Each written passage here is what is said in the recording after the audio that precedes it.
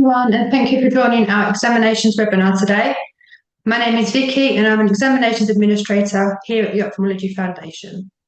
As a brief introduction, the Ophthalmology Foundation has been in operation for just over 5 years and is dedicated to eradicating avoidable blindness through education worldwide, with a particular focus on supporting ophthalmic education in under-resourced countries. We offer a range of educational programs, including mentorship and faculty development initiatives. Our latest educational offering is our examinations programme, which we are delighted to be discussing with you today. The Ophthalmology Foundation is a truly global initiative with a board of directors comprising members from around the world, alongside our dedicated examinations committee, whose members also represent a wide range of countries and regions. Before we move on to the presentations today, I would like to invite each member of our panel to briefly introduce themselves. First up, Nicola, please. That's great. Thanks, Vicky. My name is Nicola Quilter and I'm the Examinations Director for the Ophthalmology Foundation. And I come with over 15 years experience in medical education and ophthalmology. Thank you, Nicola. Professor Yanni?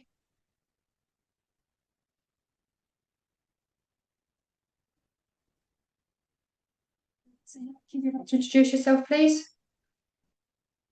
For me? Okay. Please, yes. Introduction of who you are for the viewers. Vicky, you are hardly understandable. Can you hear me now? Don't hear you. Okay. You want me to present myself? I don't know. Yes, if you could just give a brief introduction of who you are, please. Okay. I'm the Professor Bilan Yannick, the president of the Cameroonian Ophthalmic Societies. We are very glad to interact with you and establish a collaboration to promote education and good practice in ophthalmologists. So we hope that all the things we discuss here should interest our members, and we are excited to do that. So I'm here with Professor Epe. I'm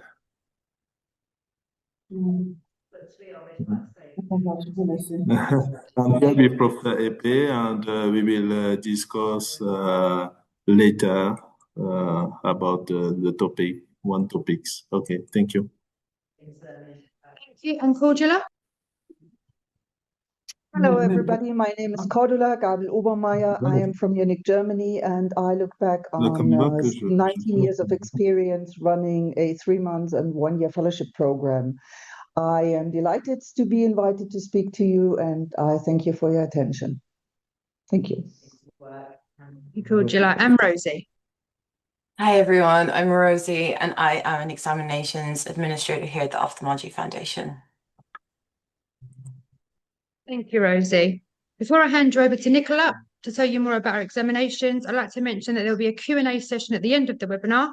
Please feel free to submit any questions you may have throughout the session using the Q&A box. Thank you for joining us today. Nicola, over to you.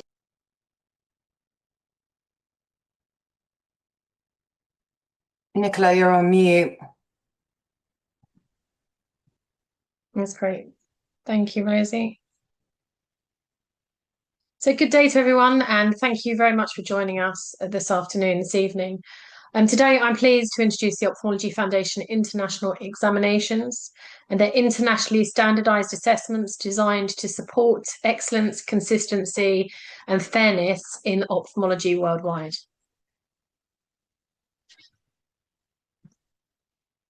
These examinations are delivered across the world, allowing candidates from many regions to access the same high-quality assessment. Wherever a candidate trains or practices, the standard remains exactly the same. At their heart, these online exams assess knowledge across the full breadth of ophthalmology. They provide a reliable and meaningful way to benchmark performance locally, nationally, and internationally. The fees are based on the World Bank Index, meaning that they are low cost compared to any other international examination. There's a 3-way and a 6-way payment plan. This allows you to supports the candidates to spread the cost of the exam fees over 3 months and 6-month period.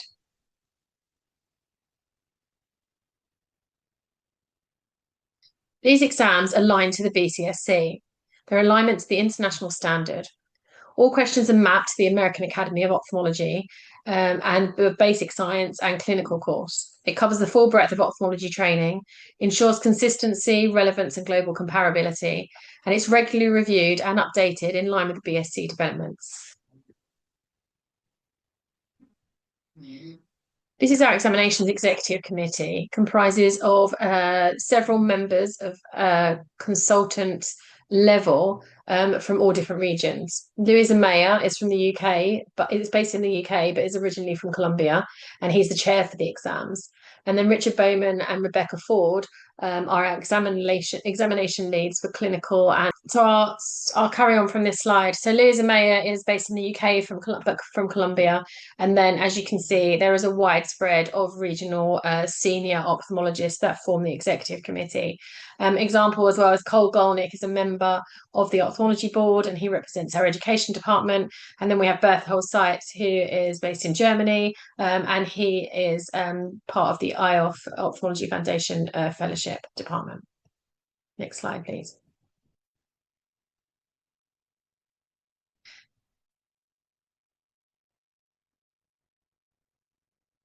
Examinations framework is carefully structured into 3 sections. So we have basic science, which is visual sciences, optics, refraction and instruments, and clinical ophthalmology. Together, these reflect the progression from scientific foundations through optics to comprehensive clinical practice. Visual sciences is 120 single best answer questions over a 3-hour period. The subjects covered are anatomy, embryology and development, through to genetics, pharmacology, and ophthalmic pathology. Here is an example of visual sciences question, and we are here to test your knowledge, not to test English as your first language. So many of the questions are quite repetitive in their format. So for example, we usually start with regarding. So regarding the blood-retina barrier, which one, so we're looking for one correct answer, of the following statements is most likely to be true. So we're looking for one correct answer. As you'll see as well, from A to D, the possible answers are listed as alphabetical. And what this does is this allows you to simply recall if you go past the question and want to come back to it. And it's just easier for those that English is not their first language. Next slide, please. The optics, refraction and instruments is a single best answer, again, 60 questions, and that's over a 1.5 hour period. And the subjects cover optics, refraction and instruments, and these are equally weighted, the 20 questions in each subject. And an example of the optics question, again, we're asking which one of the following: the orientation of the streak of light when performing retinoscopy for astigmatism. Again, you will see A to D is alphabetical. Now, our exams are conducted online, and what that does is it allows us to have a clinical element as such that we can use videos and photographs, etc. The clinical paper is 160 single best answer questions over a 4-hour period. Subjects covered pediatrics, cornea, glaucoma, retina, and general medicine related to ophthalmology. As I said, we can use videos, we can use tables and really good photographs, and the question is very much more a clinical scenario. But again, we're looking for one correct answer. So this refers to the photograph, and then the most appropriate area to evaluate on MRI scanning is which one of the following. Again, A to D, you will see is alphabetical.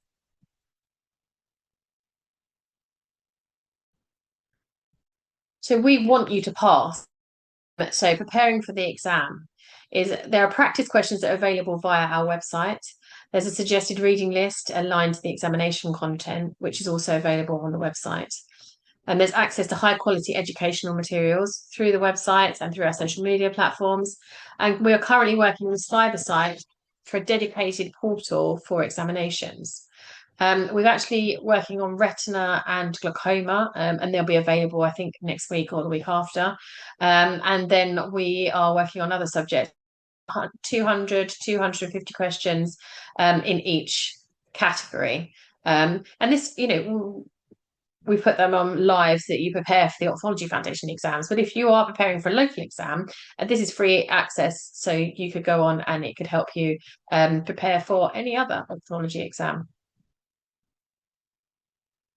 So candidates who have already demonstrated competency through recognised international examinations may be granted exemption from the OF visual and optics exams. And what that means is if you have successfully passed the visual and optics for the ICO, the International Council of Ophthalmology, prior to and including 2022, then you are exempt from the OF visual and optics. And we also recognise COEXA exams. We're working closely with COEXA at the moment. And so if you've taken the COEXA exams and been successful, you're exempt from elements of the Ophthalmology Foundation and also the Royal Colleges in the UK. Just as of today, we are also accepting the ICO Advanced 115 and 180 exam. The exams are translated, and that's to further support accessibility. They are translated into several languages. These include Chinese, French, Portuguese, and Spanish, and also Vietnamese. This ensures that candidates are assessed on their ophthalmic knowledge, as I said, rather than their ability to work in the second language.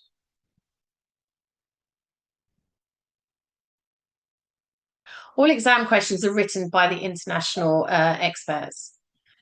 Each question undergoes a meticulous review to ensure clarity, relevance, and consistency. The examinations are criterion referenced and standardised, what we call using an Angoff method. This supports fairness and enables meaningful comparison of outcomes across regions and institutes. And we have about 30 standard setters that are senior specialists that will review each question and each exam paper, giving it a value. And what that means is the pass mark is set before anybody takes the exam. And that also means that everyone could be successful if they reach the pass mark, but equally, if they don't reach the pass mark, then they will not gain a pass. So it's set before you take the exam.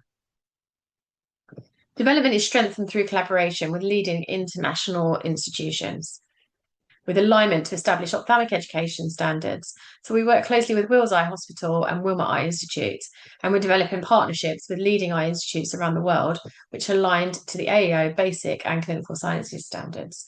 So we've signed recently MOUs with the Arab Board, the Egyptian Society, Mongolian Society, and also COEXA. So we work closely with COEXA. Our delivery is modern, secure, and reliable. The exams are online at local exam centres. There's in-person invigilation and remote AI monitoring, and it's a secure and reliable platform. We like a double layer of invigilation. The system itself, as it says, has AI monitoring, so it monitors your eye movement or any background noise or any movement on your screen. But actually having the additional layer of an in-person invigilator, we believe gives it an extra layer of security.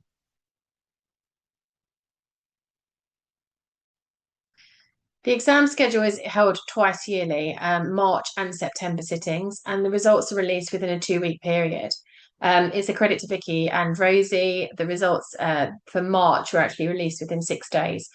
It's stressful taking any exam, especially an exam that maybe is outside your remit for you're taking exams with your institution, an international exam. And so we understand the stress of, was I successful? Did I pass it? How did I get on? So we try to release the results as quickly as possible. And as I say, they were released for the March exam within 6 days. They're actually released onto the portal itself, and you'll also receive an email from us informing you whether you have been successful.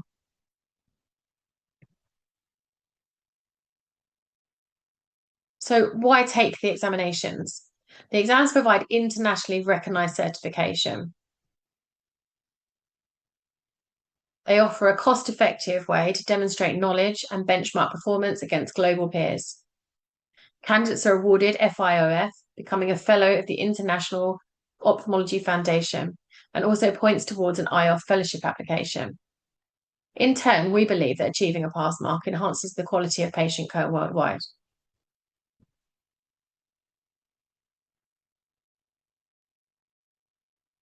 Awards and recognition. Excellence is recognised through the David and Molly Pyatt Travel Award. Next slide, Vicky, please.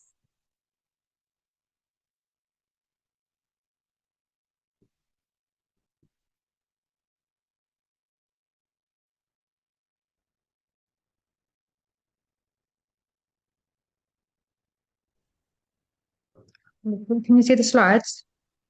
Thank you. Yeah. Now, a $10,000 award is presented to the highest performing candidate over the 2 sittings of clinical ophthalmology. So last year we awarded the David and Molly Pyatt Award went to a trainee who was based in Ethiopia, but actually sat his exam in Rwanda. And over the 2 sittings, he was the top passing trainee candidate. And I had the pleasure of phoning him and informing him that he had won the $10,000. And I believe he's using it towards a fellowship this year and also some travel. I think planning to go to the American Academy. Next slide. So candidates consistently describe the examinations as fair, clinically relevant and well delivered. This is one of our candidates. It says bridging every known barriers to accessibility and affordability. And just to reiterate, we do have payment plans for those that wish to spread the cost of the exam. Many highlight of the clarity of the questions and the reliability of the platform. So you can register for the exam via an online platform. You upload your photograph and your certificates and proof of application to the portal. You can make payment via the portal, and then that is where also your results will be uploaded to. So it's very easy from start to finish, and also we have a team here that will support you through the process. So we are at the end of a phone or the end of an email. This kind of describes the process as smooth from start to finish. And as I said, it's easily accessible, it's online, and we are here to support you. Exams are criterion referenced and standard, as I said, and we're also going to implement the same process for our future developments into subspecialty exams.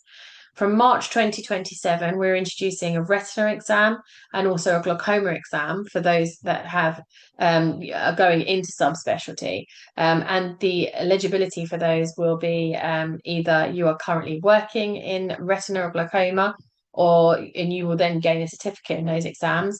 Or if you have FIOF and have been successful in our clinical exam, you will be awarded FIOF brackets retina, for example. So that's very exciting. And from September 27, we are also introducing 4 other additional subspecialty exams, including pediatrics and cornea.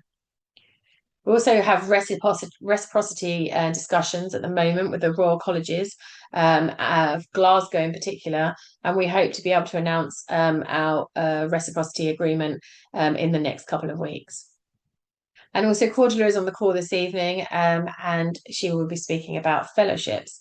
But going forward, it will be a prerequisite to have passed either the visual or clinical Ophthalmology Foundation exam to be able to progress with a fellowship application. So here's our QR code. If you scan the code, then it will take you to further information about the Ophthalmology Foundation and its exams. We are also on social media, Facebook, Instagram, LinkedIn, and YouTube. And just to say that we are modern, we're efficient, and we are affordable.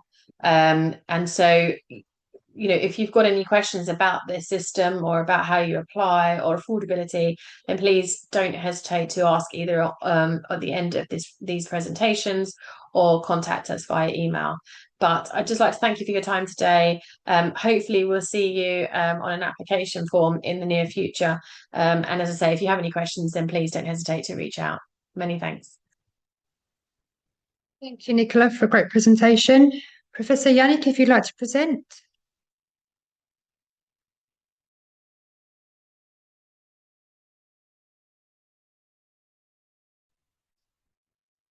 Okay. Mhm. Mhm.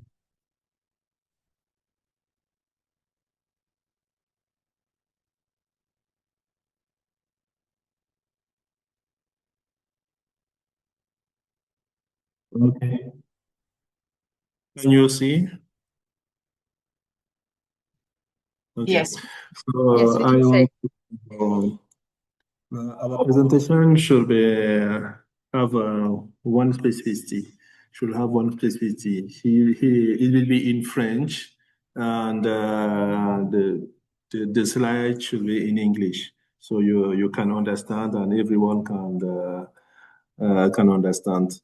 The members of the atomic of our societies, most of them are French speaking, so that's why we will make the oral presentation in French, but in the screen it will be in English.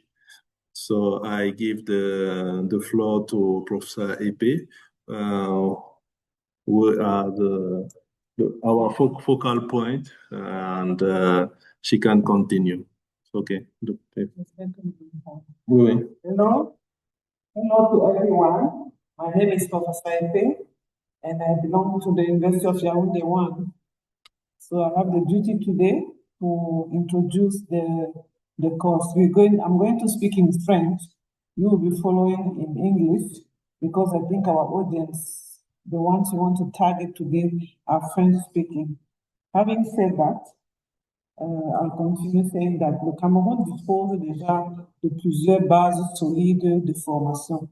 Et parmi ces formations-là, nous avons la formation des résidents en ophtalmologie à la faculté de médecine et des sciences biomédicales de l'Université de Yaoundé 1, le programme de formation de Maghrabi ICO Cameroun Eye Institute et un centre national de formation des infirmiers spécialisés en ophtalmologie qui est fonctionnel depuis plus de 15 ans. Plusieurs dizaines d'ophtalmologistes et d'infirmiers sont donc formés chaque année et nous avons une grande communauté professionnelle de plus de 300 membres qui sont dynamiques et qui sont très actifs lors de la SCOPE, avant, pendant et qui sont très intéressés. Quels sont les défis que rencontrent nos résidents? La multiplicité des stages est un problème. L'exposition qui est variable suivant les centres et les encadreurs, et je dirais même les mentors, que les résidents incarnent, ou alors ils se mirent. Les différences entre les approches diagnostiques et thérapeutiques, l'accès limité aux réseaux académiques internationaux et surtout peu d'occasions de comparer leur niveau à certains niveaux internationaux. D'où l'importance des standards internationaux d'évaluation comme celui que nous offre Ophthalmology Foundation. La médecine évolue rapidement. Il y a la nécessité d'actualiser continuellement les connaissances, l'importance de parler un langage académique commun avec les collègues du monde entier, se mesurer avec ses pairs et avoir un networking de qualité, ce qui va faciliter l'accès au fellowship et les formations de subspécialité. Si je sais ce que mon étudiant ou mon résident vaut, je connais son niveau, je suis aussi enclin à lui trouver une formation de subspécialité là où il sera jugé de valeur. Donc, nos patients aussi méritent de meilleurs standards de soins avec des étudiants ou un personnel formé qui garantit la qualité pour le patient. Pourquoi donc les examens de l'OF sont-ils une opportunité pour notre contexte? Les examens OF sont un levier de développement professionnel. Nous avons, à travers ces examens, ou nous aurons, à travers ces examens, un accès à des ressources pédagogiques internationales, un référentiel reconnu mondialement, une auto-évaluation objective du niveau de nos connaissances ou de connaissances de nos apprenants, un renforcement de la crédibilité académique des candidats, ce qui va nous permettre d'être classés, une meilleure préparation aux fellowships et aux formations avancées. Donc, ceci pour une opportunité particulière, est une opportunité particulière pour les jeunes ophtalmologistes africains de se positionner sur la scène internationale, de leur permettre de rêver. Et ceci va aussi beaucoup les encourager, à notre avis. Que va faire la SCO dans ce consortium OF et SCO? La SCO accompagnera activement les candidats. Pour cela, la SCO s'engage à diffuser les informations relatives aux examens OF, organiser des sessions d'information et de préparation en continu pour pouvoir encourager les apprenants. Nous ne disons pas que c'est facile, mais il faut une préparation soutenue pour avoir des résultats. Pour cela, nous plaidons pour l'accès à des bourses et à des soutiens financiers pour ces résidents qui vont présenter ces examens. Nous plaidons pour la participation à la traduction et à la validation scientifique des sources pédagogiques francophones qui seront mises à leur disposition. La SCO va aussi mobiliser les ophtalmologistes francophones d'Afrique centrale autour de cette démarche dont nous faisons l'annonce importante, dans un cadre gagnant-gagnant. Donc, nous participerons à l'organisation d'un examen blanc entre la SCO et l'OF qui, pour nous, se veut gratuit et ouvert à tous les volontaires. La SCO va aussi accompagner à la participation au projet de traduction de 2000 QCM à travers CyberSite, destiné à améliorer la préparation des candidats francophones pour les présenter au concours OF, ou aux examens OF. Quelle est notre vision régionale? Le Cameroun peut devenir une porte d'entrée vers l'Afrique francophone. Nous ouvrons donc la porte à l'OF sur l'Afrique francophone. Le Cameroun est un pays bilingue, français-anglais. La SCO est la seule société membre de la Société africaine francophone d'ophtalmologie à intégrer également les infirmiers dans les spécialités. Les autres n'utilisent que les médecins ophtalmos dans leur consortium. Nous avons ici la mise en place d'un comité SCO-OF dont les coordinatrices vous ont été présentées. Ce sera le professeur Epé du Cameroun que je suis et le professeur Bahaki du Gabon qui, je souhaite, est en ligne ou va nous rejoindre. Notre ambition est de construire avec l'Ophthalmology Foundation un réseau francophone d'excellence en ophtalmologie qui bénéficiera à toute l'Afrique centrale et francophone. Qu'est-ce que nous pouvons dire en conclusion? Notre objectif n'est pas seulement de faire réussir des examens. Notre objectif est de créer une nouvelle génération d'ophtalmologistes africains connectés aux meilleurs standards internationaux, capables d'offrir à leurs patients des soins les plus modernes et les plus performants. Je vous remercie pour votre aimable attention. Okay, so that's the end of our presentation. Now we want to present like that because most of our audience are French speaking, so now they can understand why the associations want to collaborate with you and to build a new generation of African ophthalmologists. That's our dream. Okay, we are finished, so you can take the floor. Thank you, Professor Yannick. Over to you now, Cordula, for your presentation. Thank you. Sharing my screen, just a second. Share, can you see it? Is it visible? Can you see my screen? Yes, it's okay. Okay. So thank you very much for inviting me. My name is Cordula. As I said before, I am executive in charge of the fellowship program. I run these programs since 2009, meanwhile. So what is the EOFF? The EOFF stands for International Ophthalmological Fellowship Foundation.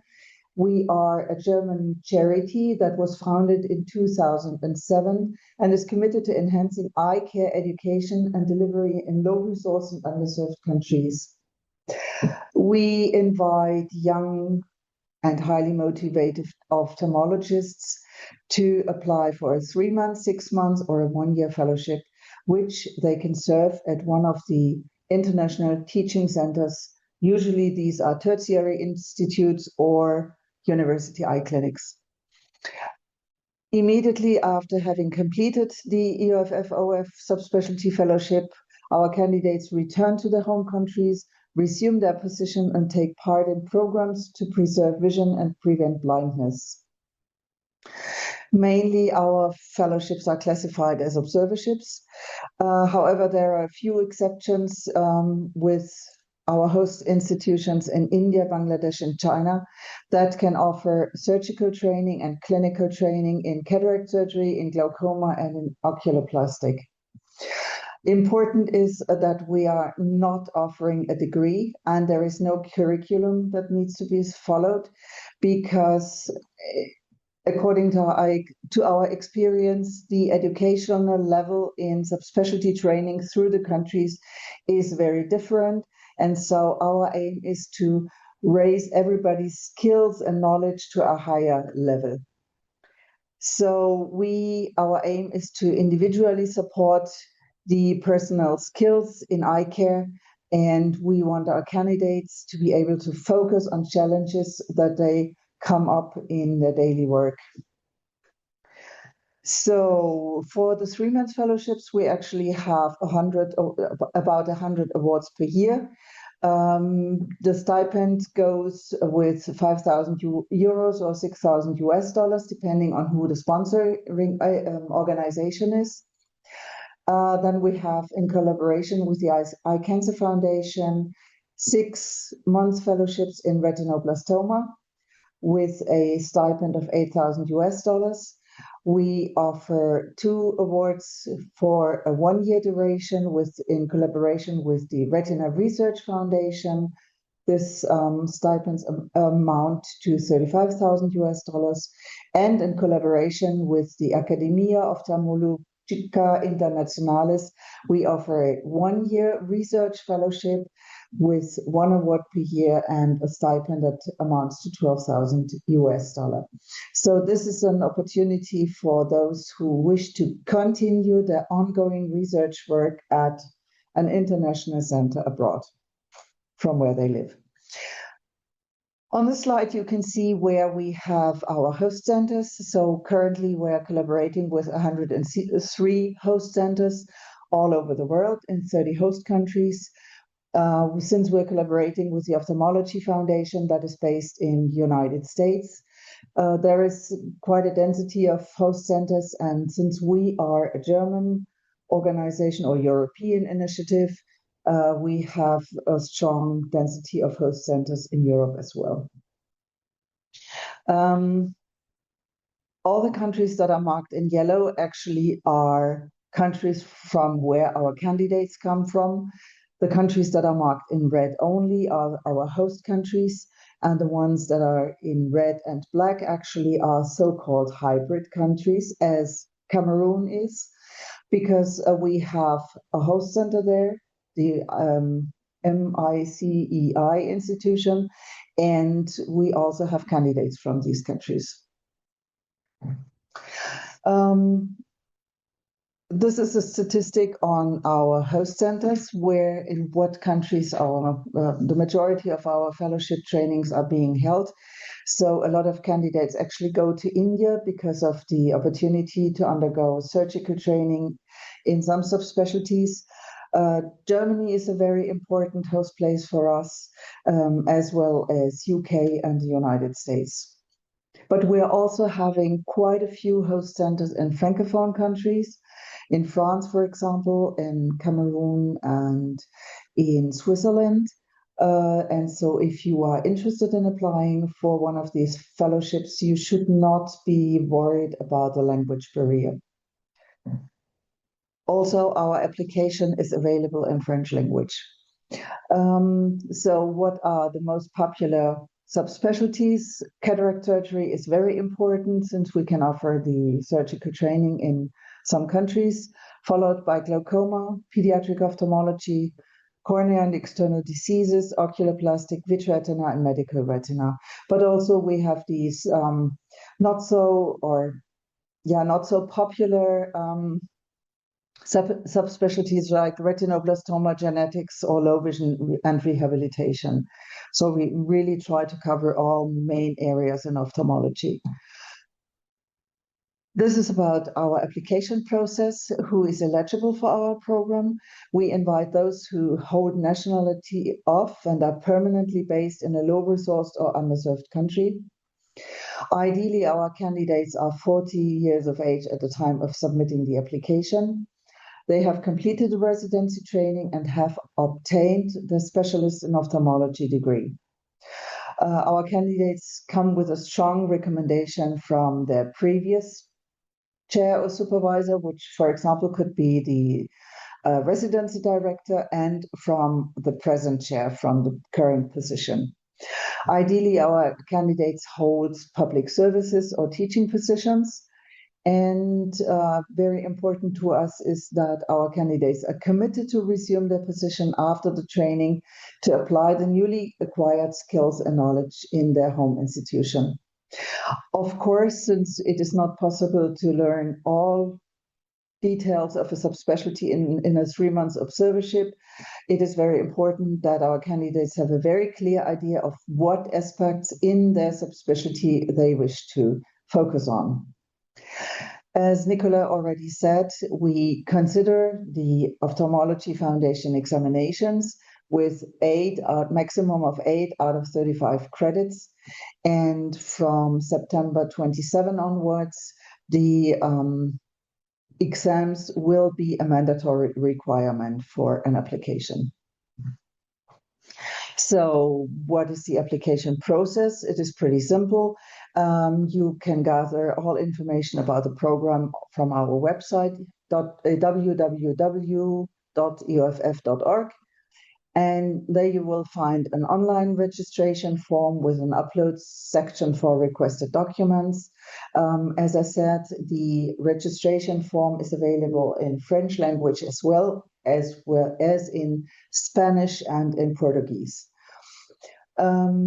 Please, our candidates are asked to pay special attention to the answers regarding their motivation, their expectations for a fellowship training, and the impacts that they wish to gain so that they can bring maximum benefit to the home institute. After that, we can determine the eligibility, and we will share a so-called application summary with our candidates. And then the candidate is allowed to choose and contact his favorite or her favorite host from the EOFF host network on our website. In the right angle, you can see a screenshot from the host network. It is searchable by country, by city, by name of the host, and by subspecialty. Usually the host institutions ask for a short interview with the candidate, and once this went well, congratulations, then you can agree on a proposed start date. You can finalize the host notice of acceptance form. And once the host has duly signed it, you can submit it to us. And then we will process your application file for our experts review, and we'll do the funding decision. So the next application deadlines will be July 31st, but I didn't mention it because it is pretty close already. And if you would like to apply with us, you should better go for the February 28, 2027 deadline.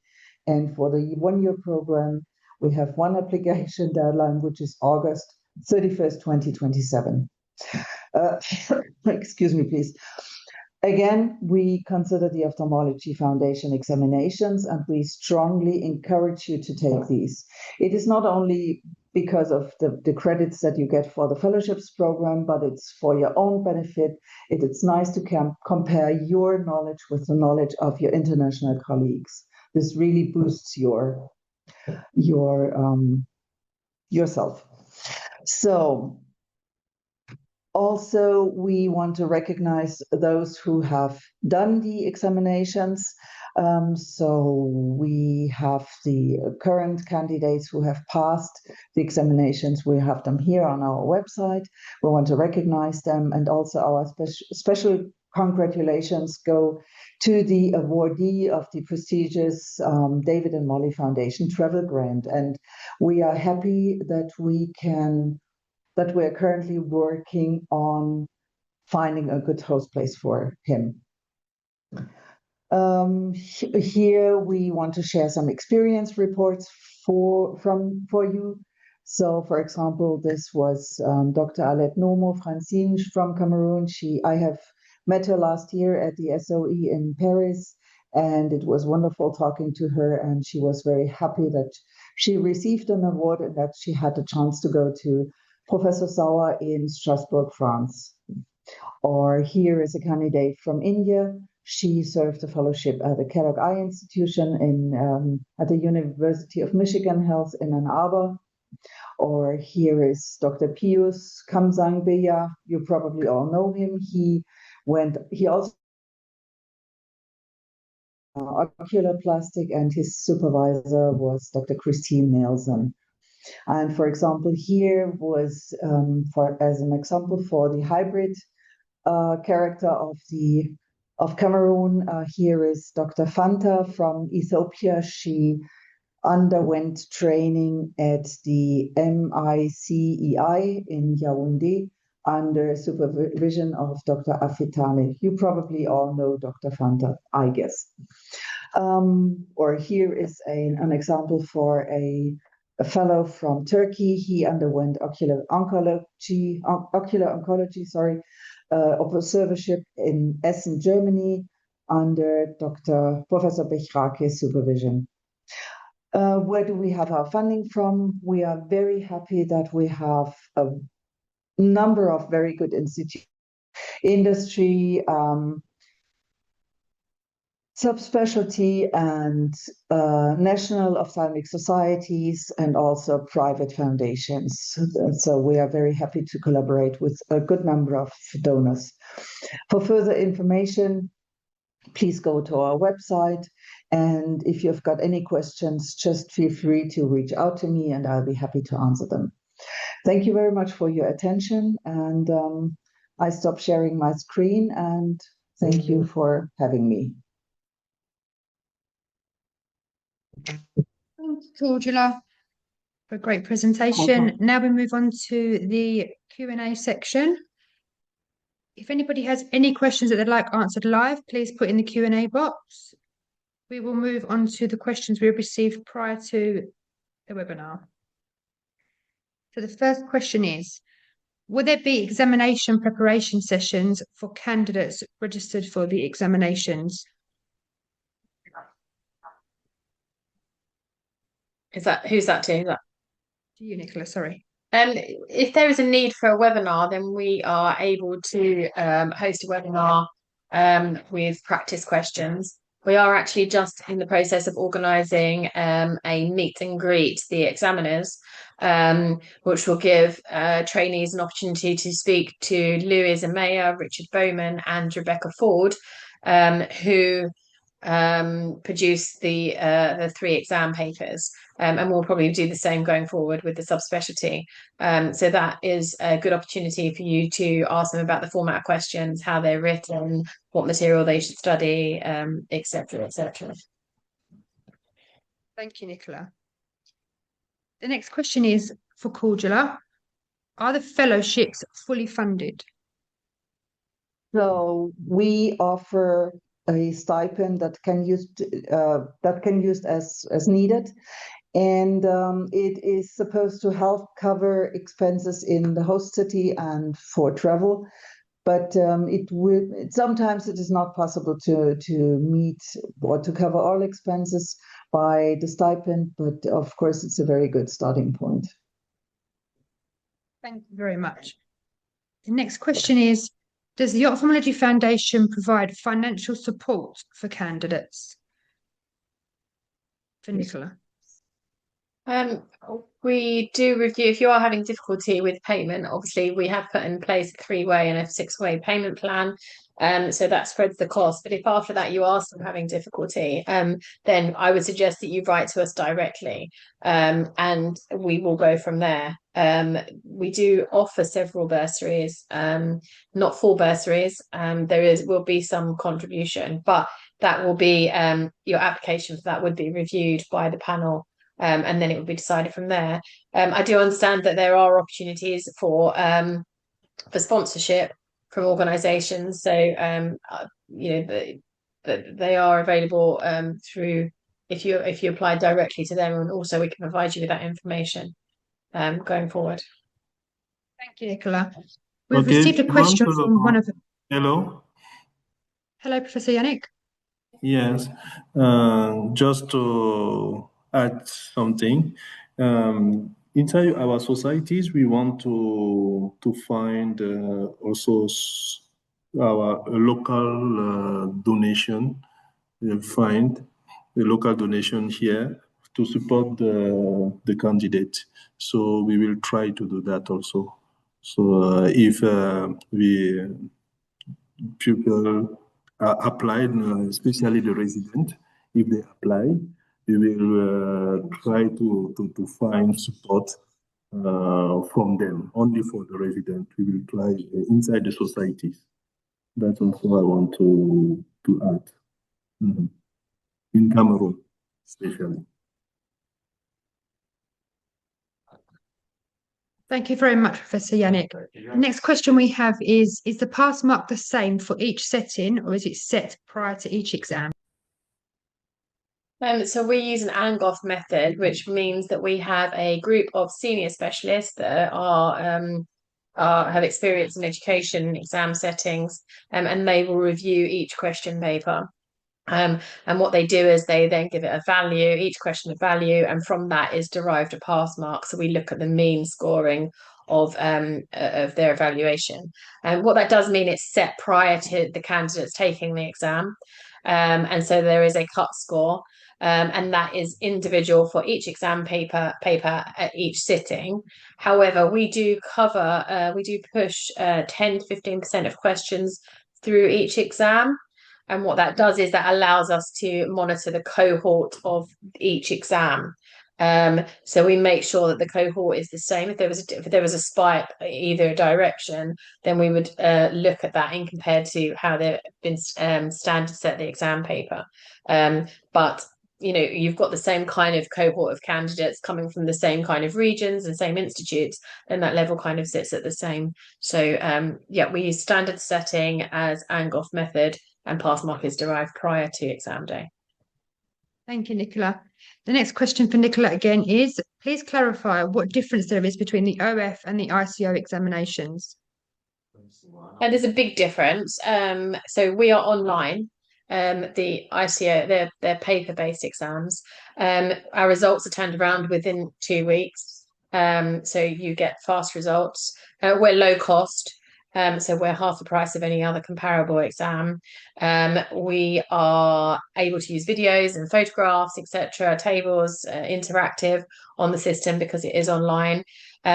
We bring the location to you, we say, and we have a 100% success rate in that. So if you go online and you can't find an exam centre near to where you're residing, then we have a 100% success rate in finding you a centre where you can take the exam securely in your location. And what that does is that alleviates stress. It reduces your costs of travelling, so you don't need to get a flight or a long journey or hotel stay. So there's that as well. We also have a 3 and a 6-way payment plan, which I don't believe any other international examination body actually has implemented. And we are working with the Royal College of Glasgow to implement reciprocity. So I know that's the same with the ICO at the moment, but I think that's important just to reiterate that that's what we have. And then also we are linked with IOF fellowships. And as Cordula said, I think there's a higher volume of fellowships available through the IOF and OF system. So I think that's important to say as well, that you've got a higher chance of being successful or higher chance of being successful in obtaining a fellowship. Thank you very much, Nicola. The next question is how much preparation would you require, or would you recommend to a candidate to pass the examinations? Great question, and we get asked that a lot. And what I would say is, I think it's individual. We recommend that you take the visual sciences and optics and refraction in your first year, second year training, and then also then move on to your clinical in your third, fourth year of training. But again, it depends, how confident you feel, and also, how much preparation you think you need. And everyone has got outside commitments of family and hobbies and different things that kind of affect how long you're able to study for. So I think you need to evaluate yourself, take an evaluation of yourself, and do I have enough time every week to set aside to study for this exam? And I think it's very much individuals. I think if you're looking to take an exam, now's the right time to apply for the September exam. You're giving yourself a good period of being able to prepare and study. And again, it comes down to about how confident you are. I've been working in exams for over 15 years, and I've had trainees that are really, really confident and take all 3 exams in one day, and have great success. And then although very confident and unfortunately haven't been successful. So I think you have to really think about it yourself, and just make sure that you're comfortable, you're confident, you've set yourself enough time. And if not, then the application process opens on the 1st of October for the March exam. Thank you very much. The next question is for Cordula. How does a candidate choose a host for a fellowship? Is it something they can find online? Is it something they have to go out and manually do themselves, or can they get that information from you? So actually, we are collaborating at the moment with 103 hosts all over the world. And actually, it is the candidate who is allowed to choose a host for himself or herself. And I think considerations should go, do I have possibly family around somewhere where I can stay, or have friends in the host city, which would be a very good reason for choosing a specific host, or is it maybe because of the language? If a candidate speaks French as a mother language, then it makes a lot of sense if this candidate would consider going to France or to Switzerland, or to Cameroon, for example. So it is very individual, and I think if somebody's really not sure what host to choose, then this person can always contact me, and we will find a good host for everybody. We usually do. Cool, Jilla. The next question is for Nicola. Do you offer a revision program, a revision syllabus for the candidates that apply for the examinations?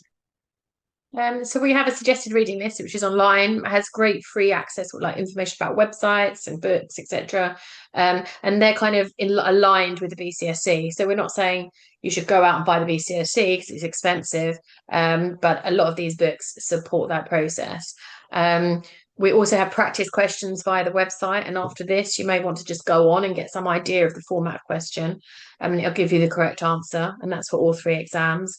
And then, as I mentioned before, we're working with Cybersight to have a huge pool of questions in each of the categories. So we've got retina and glaucoma, which will be available in the next couple of weeks, and they sit about 200, 250 questions in each of those. And their practice questions, they'll give you the answer, and that's based on the structure of our exams.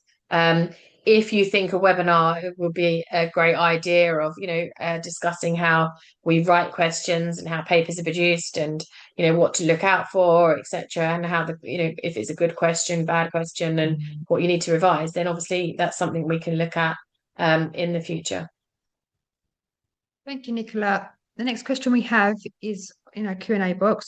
Would you recommend question banks for ICO and FRC Op as preparatory material for the Ophthalmology Foundation exams? So as I mentioned, we offer reciprocity with the ICO for vision and optics up to and including 2022. And the reason for that is that we believe that after that period, we can't categorically say that the standard of the ICO is exactly where the Ophthalmology Foundation currently sits. We believe that we're at a higher standard. So therefore, if you're using ICO questions to practice, to take our exams, one would say, are they at the same level? And we believe not, and that we are higher. So I think you have to be careful of what questions you practice to achieve a pass mark in the Ophthalmology Foundation. And as I say, the best thing to do is go onto our website, see the type of questions that you are that you will be shown, or have in the exam papers for the Ophthalmology Foundation. And then also in a couple of weeks' time, they will be available via Cybersite for retinal and glaucoma, and practice those. And I think, as long as you look at our reading lists and do that, then you'll get an understanding of what we're looking for and the standard we're looking for. I'm not saying don't practice the other questions, because obviously, visual sciences is visual sciences, and you'll get some idea of that. But the standard of the level of question, we believe is slightly different. Thank you very much, Nicola. The last question we have, unless any more come in, is: do you have centres across Africa, or is it solely just in Cameroon? Yeah, we're working with COEXA, so we have a vast portfolio of exam hosts and centres. As we say, the system allows AI invigilation, but we also like to have a host centre where we have human proctors, human invigilation, and that's widely spread over Africa, and we are increasing. And it's a credit to COEXA for the help that they've given with that as well. But if you are in a location that doesn't have an exam centre, then please let us know. Please apply, select other, and tell us where you'd like to take the exam. And then we will do our very best. We have 100% success rate so far. So we're sticking with that, of finding you an exam centre. Thank you very much, Nicola. Another question, sorry, is: what are the advantages of taking the examination? It's internationally recognised, and you can benchmark yourself against an international standard, which I think everyone will agree that that's a good place to be, to know where you're sitting. Institutions can use the exam to monitor their candidates' progression, and individuals can do it so they can look at where they sit amongst their peers. There is an opportunity to be the top part, if you're the top passing candidate, to receive a $10,000 award for the David and Molly Pyatt for the top passing over the 2 sittings. You get, on successful completion of the clinical exam, FIOF, so you become a fellow of the International Ophthalmology Foundation. You get points towards a fellowship application. We have also set up a global network ambassador group, which is for the top passing trainees or candidates in the clinical exam. And that's a really nice alumni group who are going to be working together to promote the exam, look at how, the benefits of it, what we can do, what we can improve on. It's always good to have positive and negative feedback so that we can improve our system and our processes. So you get an opportunity to go into that group. And then going forward, as you progress through your career, there is links to, fellowships, accreditation, faculty development, for example. So yeah, you get a nice certificate as well, with FIOF. Your hologram is embossed. It's signed by the president and the vice president, I believe. So yeah, there are lots of benefits. And then we are discussing reciprocity with the Royal College of Glasgow. Thank you very much, Nicola. That is all the questions we have today. So if everybody's happy, we're going to end the webinar here. Just for all the viewers, Rosie has put all of our contact emails in the chat box.